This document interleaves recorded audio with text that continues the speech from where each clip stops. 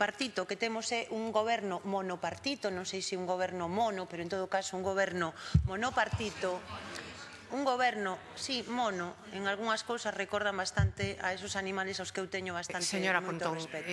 En todo caso, señores... Perdón, estou falando coa señora Pontón. Señora Pontón, pídolle que retire a expresión.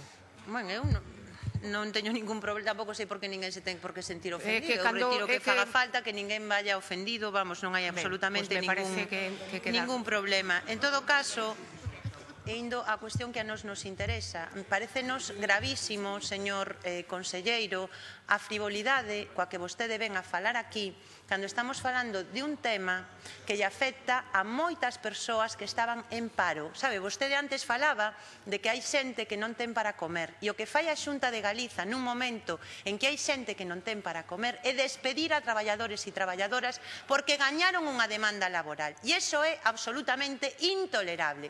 Hoxe lía que hai unha ministra no Reino Unido que acaba de dimitir porque se lle recoñeceu unha fraude nunhas axudas. Aquí temos a un secretario xeral de Política Lingüística que non só recoñeceu en comisión, sino que vostede agora o volve a recoñecer, que modifica unhas bases de contratación única e exclusivamente porque houve unha demanda laboral que gañaron estes traballadores e traballadoras e aquí non pasa absolutamente nada. A culpa é de quen reclama dereitos. É realmente bochornoso que unha administración pública poda funcionar con este tipo de criterios. Porque, mire, no mes de xaneiro saiu a lista provisional do profesorado colaborador que ía a dar esos cursos como todos os anos. Que pasou, señor conselleiro, para que non se contara con ese profesorado? Cal é a causa? Díganos, que motivou?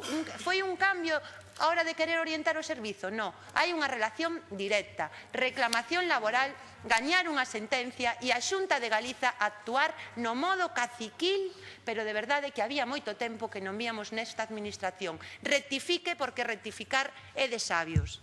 Moitas grazas, señora Pontón. Ten a palabra o conselleiro de Cultura, Educación e Ordenación Universitaria. Moitísimas grazas, señora presidenta. A verdade, señora Pontón, ten que deixar de ver intencións